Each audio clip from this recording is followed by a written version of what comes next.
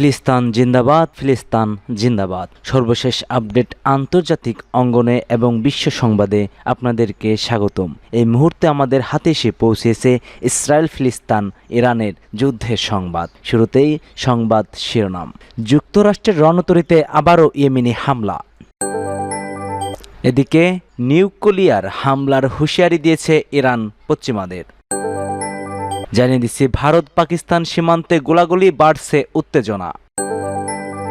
আরও থাকবে মার্কিন যুদ্ধ বিমানের উপর উপসাগরীয় দেশগুলোর নিষেধাজ্ঞা। জানিয়ে দিচ্ছি, গাজার খাদ্য পরিস্থিতি নিয়ে ইসরায়েলের যে দাবি তা হাস্যকর বলছে জাতিসংঘ। এদিকে সিরিয়ার বিমান ঘাঁটি নিয়ন্ত্রণের চেষ্টায় তুরস্ক মরিয়া। এতক্ষণ শুনছিলেন সংবাদ শিরোনাম, এবার বিস্তারিত। তবে তার আগে কে কোন জেলা থেকে আমাদের ভিডিও দেখছেন ও শুনছেন জানিয়ে দিন কমেন্ট সেকশনে। একই সঙ্গে কমেন্ট করে জানিয়ে দিন আপনার মূল্যবান মতামতটি এবং অনুরোধ থাকবে সম্পূর্ণ ভিডিওটি দেখার। আর ভিডিওটি ভালো লাগলে অবশ্যই একটি লাইক করবেন। পরবর্তী আপডেট পেতে চ্যানেলটিকে সাবস্ক্রাইব করবেন।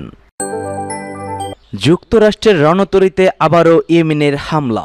ইয়েমেনি আর্মড ফোর্স যুক্তরাষ্ট্রের বিমান বাহিনীর রণতরী USS Harry S Truman missile আর ড্রোন হামলা চালিয়েছে। এ হামলা হয়েছে রণতরীটি যখন লোহিত সাগর পাড়ি দিচ্ছিল ঠিক তখনই।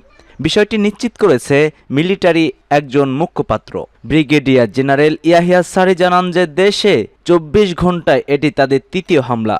শত্রুর অবস্থানের বিরুদ্ধে ইয়েমেনের পদক্ষেপের অংশ এটি। এই উত্তেজনা বেড়ে যায় যখন মার্কিন যুক্তরাষ্ট্র সানা, সাদা ও হোদাইদা একাধিক বিমান হামলা চালায়। সেখানে 3 জন বেসামরিক নাগরিক নিহত হয়েছে। লোহিত সাগর জুড়ে তাই এখন নতুন উত্তেজনা দেখা দিচ্ছে।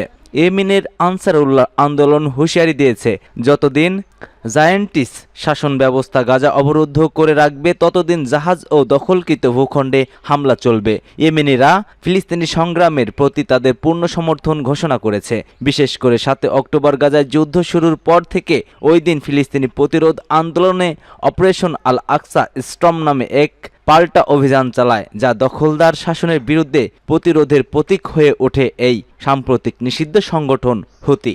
এবার পশ্চিমাদের নিউক্লিয়ার হামলার হুঁশিয়ারি দিয়েছে ইরান। দিন কয়েক আগের ভারত মহাসাগরের উপর দিয়ে উড়তে দেখা গিয়েছিল মার্কিন B-22 যুদ্ধ বিমান।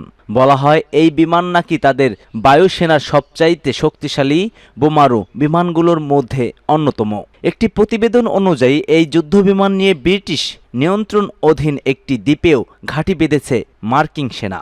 কিন্তু কোনো যুদ্ধের জন্য এত প্রস্তুতি তা জানা যায়নি। মার্কিন যুক্তরাষ্ট্র ও ইরানের মধ্যে চলমান বাকযুদ্ধ পরিণত পাচ্ছে অস্ত্রের যুদ্ধে মতো ওয়াকা বাহাল মহলের। এই বিমান ঘাঁটি তারই একটি ছোট্ট প্রমাণ। গতকাল আবার ট্রাম্পের বোমা হামলার পাল্টা হুঁশিয়ারি দেয় ইরান।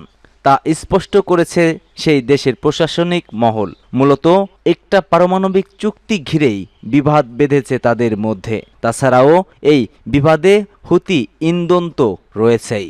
এবার ট্রাম্পের বিরুদ্ধে আবারও বড় হুঙ্কার তুলল ইরান। ইরানের প্রধান আয়াতুল্লাহ আলী খামেনি উপদেষ্টা আলী লারিজানি জানিয়েছেন, মার্কিন যুক্তরাষ্ট্র বা তার কোনো মিত্রদেশ যদি আমাদের উপর আক্রমণ চালায় তাহলে প্রতিরক্ষার জন্য পারমাণবিক অস্ত্র তৈরি ছাড়া ইরানের কাছে আর কোনো বিকল্প পথ খোলা থাকবে না।